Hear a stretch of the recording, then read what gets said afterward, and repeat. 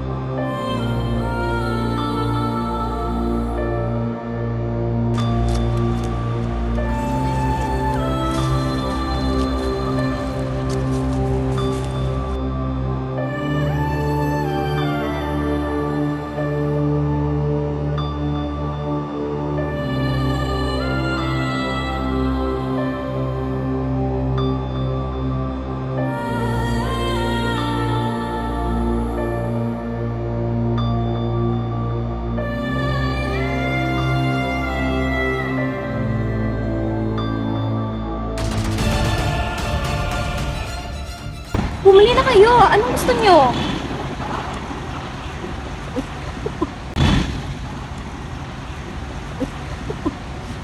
Ito sa akin. May Gcash ba kayo? Anong Gcash? Anong pinagsasabi mo? Cash! Tumatanggap ba kayo? Aba ayos, nababaliw ka na ba? Ito sa akin. May Gcash ba kayo? Anong Gcash? Anong pinagsasabi mo? Cash! Tumatanggap ba kayo? Aba ayos, nababaliw ka na ba? Ako na binibini.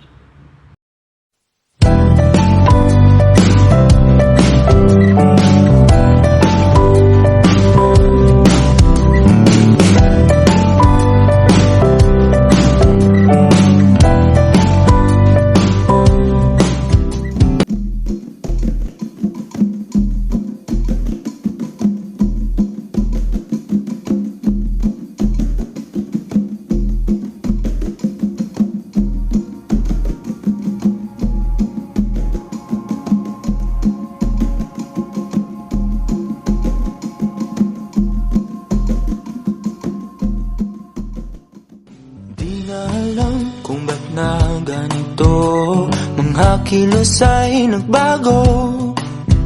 Pipilitin pa ba o kusang lalayo sa puso mong nalalabo?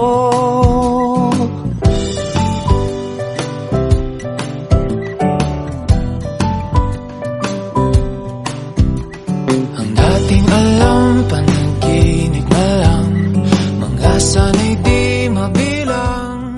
Ano ba ang nangyayari dito? Bakit iba ang kailang paraan ng pagbili? Hindi kami nagbumibili o nagbebenta. Ang ginagawa namin kay nagpapalitan. So, bale, halimbawa, ang yung alahas kanina, bilang palit ko sa pagkain natin na tinapay. Ang tawag dun ng karamihan ay barter. Hindi ko alam kung anong klaseng kalakalan ang ginagamit ninyo, pero sa panahon to, ang barter ang pinaka-positibo. Ganun pala yun ang barter. Yun pala ang ating ginagamit pang kalakalan bago dumating ang mga Espanyol. Ako ay litong-lito, saan ba ito patungo? Di ko na alam kung dapat.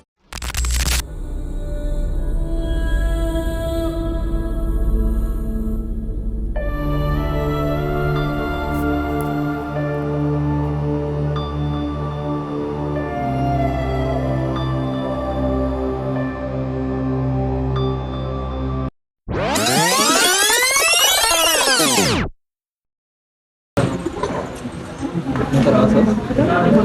Kasi na po, yung sarausos. Yes. May exam na po tayo. Okay. Yung sarausos. Yung sarausos. Gising na yung sarausos. Yung sarausos. Yung sarausos. Gising na. Yung sarausos. Gising na yung sarausos.